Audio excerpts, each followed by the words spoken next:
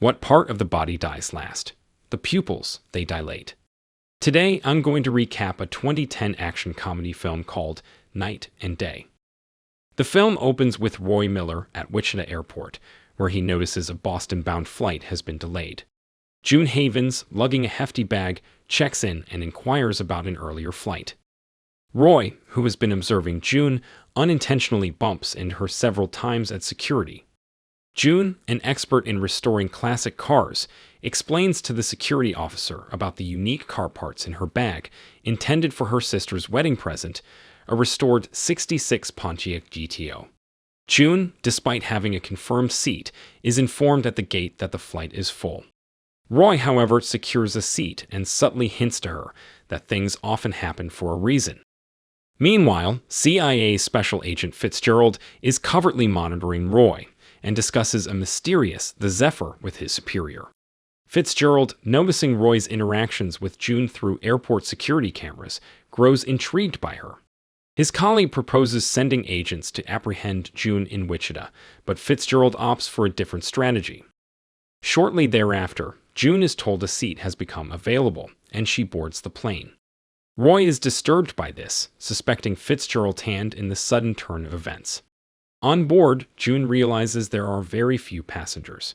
She unwinds with a drink, sharing her aspiration to drive the refurbished GTO to Cape Horn with Roy. Roy, meanwhile, vigilantly watches the other passengers, remarking that someday often translates to never. June finds Roy charming, but when turbulence causes her to spill her drink, she goes to clean up. In her absence, an abrupt assault breaks out. The remaining passengers and crew, including flight attendants and pilots, aggressively confront Roy. One of the pilots, demanding the location of the Zephyr, joins the fray against Roy. In the midst of this turmoil, Roy ponders why Fitzgerald arranged for June's presence on the flight.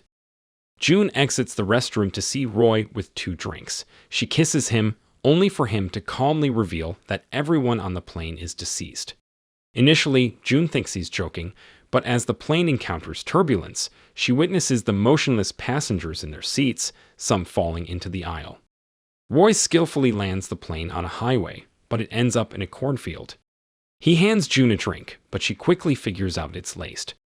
He cautions her about dangerous men who will seek her out, advising her to feign ignorance about Roy and to be wary of getting into cars with them. If she repeatedly hears words like safe, stabilize, and secure, it could mean they plan to hurt or hide her. The plane blows up, and June passes out. Waking up at home, June finds water, painkillers, a fresh shirt, and breakfast, along with notes from Roy telling her not to acknowledge him. As she prepares for her sister's wedding, she's oblivious to being watched. Her day is filled with trying on bridesmaid dresses for her sister April's wedding, where they debate what to do with their father's GTO car. June is taken aback when April considers selling it. In a store, a man lures June outside with a false claim about her truck, but Fitzgerald and his agents ambush her and force her into their car. Despite her denials of knowing Roy, Fitzgerald shows her airport footage of her and Roy and confirms she was on the same flight. When she denies discussing FBI agents, Fitzgerald mentions Simon Feck, a name unknown to her. He uses the exact words Roy warned about, claiming they're taking her to a secure location until they contain Roy somewhere safe. Suddenly, Roy appears, orchestrating an exciting rescue through a flurry of gunfire and a high-speed car pursuit. Confused and scared, June watches Roy engage in a gunfight. She flees, catches a bus, and goes to a fire station where her ex-boyfriend Rodney, a firefighter, works. She recounts her ordeal to Rodney, who thinks she's just overwhelmed by wedding stress and takes her for pie. During their chat, Roy abducts her, handcuffing her and shooting Rodney in the leg, a non-lethal injury, claiming it'll make him a hero and earn him a promotion. Roy reveals that pie shop security cameras captured footage portraying June as his hostage, which should exonerate her with the local police. He also explains he had tried to stop her from boarding the plane. June angrily argues that she felt more secure with the agents than with Roy. But Roy brings her to a parking lot, removes her handcuffs on the roof, and tells her to leave, warning that her life is at greater risk without him. He needs to protect someone who trusts him more than she does. June reconsiders and decides to accompany him to find Simon Feck, the inventor of the Zephyr, a device for perpetual energy. Roy clarifies that he was safeguarding Feck and discovered that Fitzgerald, the agent who captured her, intended to eliminate Feck, steal the Zephyr, and falsely accuse Roy of being a rogue agent. They reach Roy's secure location in New York City, only to find Feck missing. Feck has left a cryptic message in mathematical formulas, hinting that he's on a train in the Austrian Alps. They are then ambushed by men sent by Antonio Quintana, a Spanish weapons trader. Roy sedates June, and she experiences their capture and subsequent escape from Antonio's men in a half-conscious state. Roy brings her to a secluded island in the Azores, his hideout. June, seeking to explore, finds an alert on Roy's phone indicating a satellite focusing on a Boston location, where a man is cleaning a 67 Grand Prix. Her sister calls her during this, unintentionally leading Antonio's group to their refuge. When June returns to Roy, she smiles but then tries to attack him. He dodges her attempts and demonstrates a self-defense technique. They end up playfully tussling on the beach, laughing together. Their fun is cut short by the arrival of a drone sent by Antonio to assassinate them.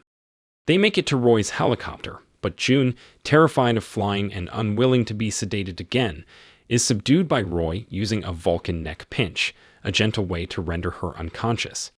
He then transports her to a train in the Alps. Waking up alone, June finds a note from Roy and goes to the dining car for breakfast. There she meets a man named Bernhard and mistakenly thinks he is Simon Feck, talking to him as if he's Roy's associate. Only after discovering Roy's hidden message on her boot does she realize Feck is actually with Roy and Bernhard is someone else. She rushes to the train's galley, where Bernhard traps her and tries to harm her, but Roy and Feck arrive just in time, with Roy engaging Bernhard in a fight. June tries to assist by striking Bernhard, but he grabs her. Employing the technique taught by Roy, she frees herself, causing Bernhard to accidentally stab himself with his own knife. He's then flung out of a window, seemingly killed by a passing train.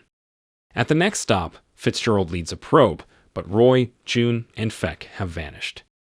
At their train compartment, Fitzgerald breathes on the glass, revealing a hidden circular smudge. Looking through it, he spots Roy outside, gazing at him, then disappearing into the crowd. Roy organizes a stay for June and Feck at a Salzburg hotel while he meets a woman named Naomi. June, driven by curiosity, tails him and eavesdrops on his conversation about selling the Zephyr to Antonio. The CIA detains June, and she encounters Isabel George, the head of counterintelligence.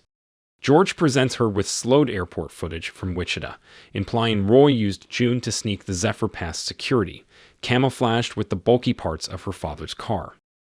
George confirms Roy's status as a renegade agent and gives June a pen to signal them when she's with Roy and the Zephyr.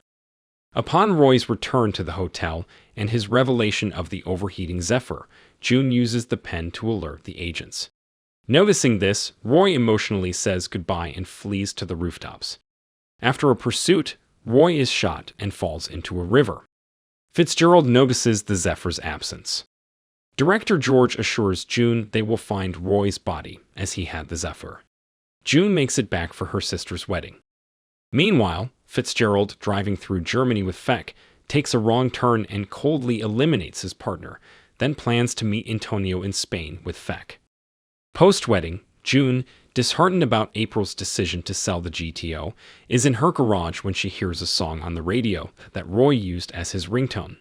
She remembers an address from Roy's phone, just an hour away, possibly a hideout he would use.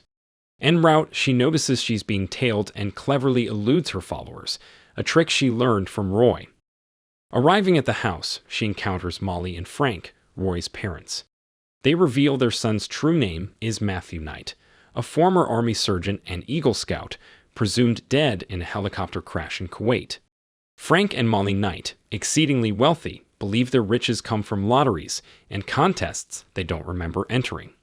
June departs from the Knights and checks her voicemail, where her phone is monitored. She falsely announces to those listening that she possesses the Zephyr and proposes a trade. But she's soon apprehended by Antonio's henchmen and taken to Seville, Spain, where she's given a truth serum.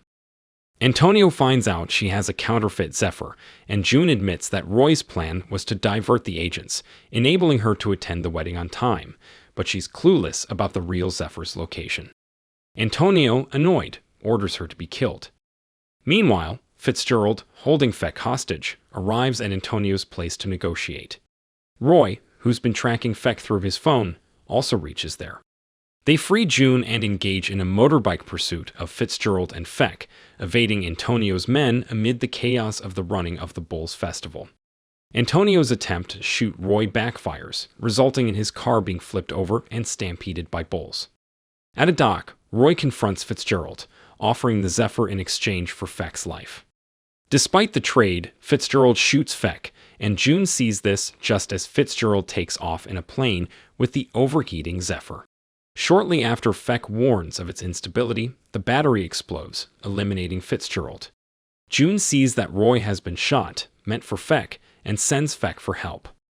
Roy later wakes in a Washington, D.C. hospital, where Director George apologizes, confessing she was misled by Fitzgerald, the actual traitor. Roy asks about June and learns she has returned home. The director plans to move Roy to a secure location, echoing his earlier warning to June. As they prepare to leave, a nurse comes to give Roy medication, but he realizes he's been sedated. To his surprise, the nurse is June, who covertly aids him in fleeing the hospital. They escape in the restored 66 GTO. Regaining consciousness in the car, Roy finds himself on a Mexican beach with June, who returns from a nearby store. After he inquires about their day, she kisses him, declaring it's someday. She reveals their next destination is Cape Horn, and he responds with a smile. They set off, driving along a picturesque coastal road. In an unexpected twist, the knights receive tickets to Cape Horn. Molly assumes Frank accidentally ordered them, but insists they won, persuading Frank to join the trip. If you enjoyed this video, don't be shy to hit the like button, and if you disliked it, hit the dislike button twice, just to be sure. It would be best if you watched the whole movie. Thank you very much for watching. Please subscribe for more videos like this.